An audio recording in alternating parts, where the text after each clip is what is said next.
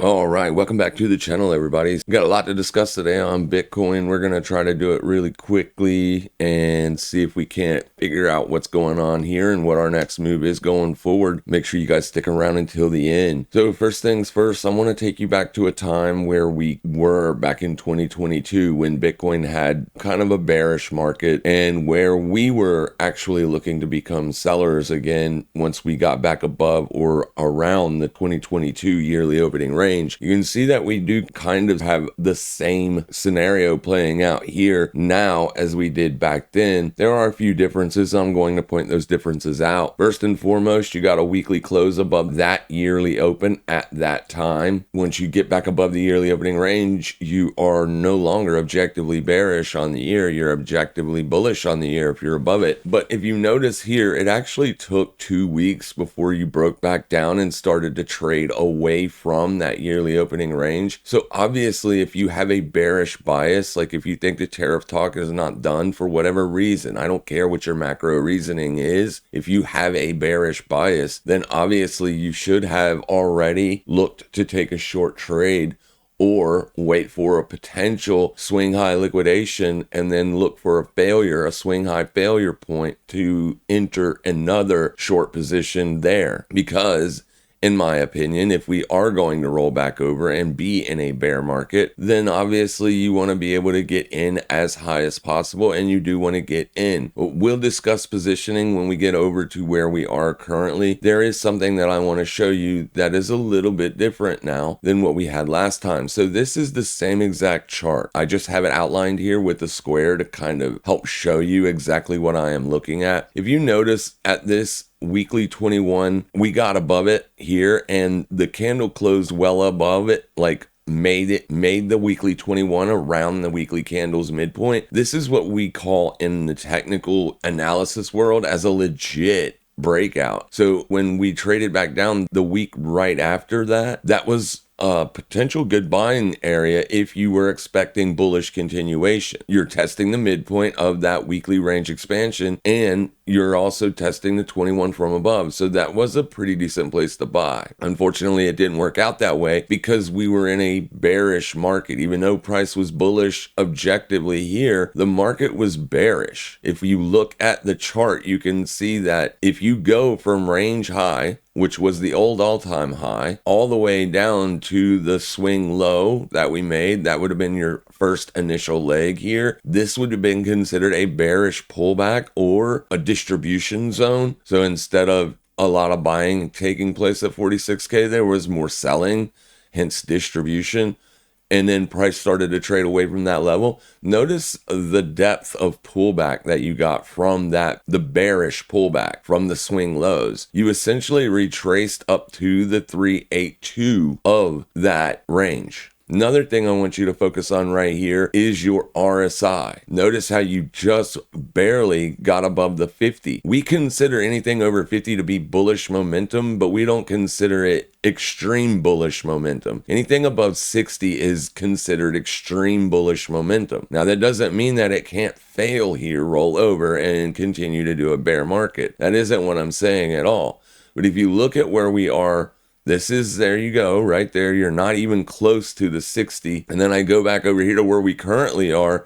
Look where your weekly RSI is right here. It is almost at the 60. Now, we haven't closed this weekly candle just yet, but also in terms of a pullback from swing high to swing low, just so happens at this time we are in the same year, so the all-time high happens to be also the 2025 yearly high, and then this swing low down here happens to just be the 2025 swing low, but it's still the same scenario. From all-time high down to the low, you get your consolidation point, then you move up for your bearish bounce, bringing all the bulls back in the market, get all that buy side liquidity going, and then crush it underneath of them, right? So you've got a good 2 to 3 weeks here of potential consolidation that can take place in and around this level. So you don't have to necessarily rush to jump into a short position, but you do want to probably at least take a half size position soon. And the reason I say a half size position, if you are expecting downside continuation. So this way, if you do get that position liquidated and then you do put in another swing high failure pattern, you can jump in again with another half size position. And then if that trade gets stopped out, you will have lost 2 trades trying to catch the short, but you will only have lost 1% of your portfolio's equity. So that is a way to manage risk in an uncertain time, especially since we don't know what price is going to do. So that would be one good way you can manage risk in this scenario. Look at the RSI. Look at the comparison. Much more bullish momentum in this round. Also, we're well above the 382. We have retested all the way up to the 618. It's literally where short traders will look to throw on that risk in anticipation of another move lower for that second wave or that secondary expansion to come down here and target these lows. So this is a good spot to look for short side entries, even if you have a bullish bias, right? Just because you want to protect the capital, if you own Bitcoin, by getting short the futures is a good way to protect your capital. Now I'm going to go back over here to the normal chart where we currently are right now. This is a MACD. This is another way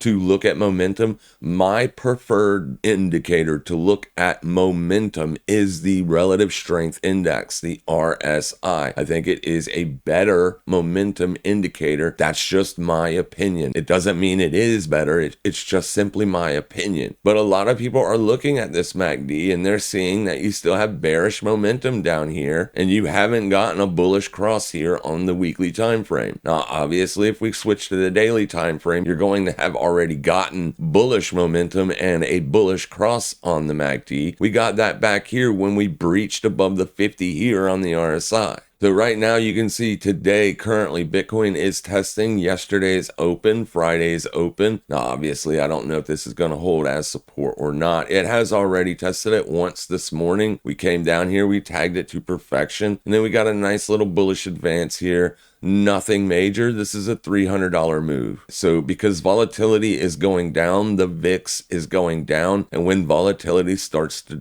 creep back lower, that is typically when you want to be a put seller, generally speaking. So just be very careful if you are looking for shorts today and into tomorrow. Obviously, I think your best place to look for those short trades are going to be back up here around that 618 retracement. Now, we do have a couple objective levels over here. For this, we're going to switch charts. So those levels that we were watching yesterday when we were watching intraday price action, clearly we were watching March's high because that's the last liquidation point. Once you got above Jan's swing low and your yearly open, then the very next level to get would have been March's swing high. And you can see once we took out March's swing high, it's been a pretty slow roll since, but this was done on a Friday. If you look at the weekly candle once again, I mean, this is a pretty big weekly candle. So the amount of pullback that you've seen from yesterday morning to today right now, so almost a full 24 hours later, you have barely moved off of those highs. That's another bullish indication.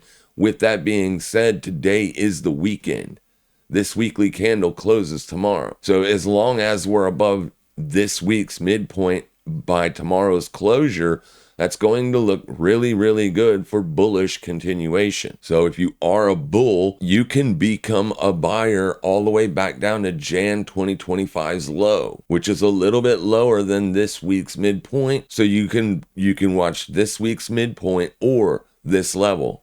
Those are two objective levels to watch for potential bullish entries moving forward. Your weekly 21 exponential is going to be coming in much lower. Let's see if I can get it to show up here. Looks like you're going to be coming in around 87,231. I honestly don't think that if price is going to remain bullish and keep this kind of momentum that it had last week or this current week that we're still making, I honestly don't believe that you'll come all the way back down and retest that 21, but it is a possibility. If we go look at the liquidation heat map, you can see that there is plenty of liquidity on this chart to make price go either way. So the two levels that we were going to also discuss are monthly res and weekly res. So if I go look at the weekly res, it's going to come from this little weekly supply candle. I wouldn't call this a supply candle because it's a doji. It's got a very big range on it. It's a engulfing candle also. It engulfed the previous week's candle. So this technically wouldn't be a supply candle, but since it closed under the previous week's open,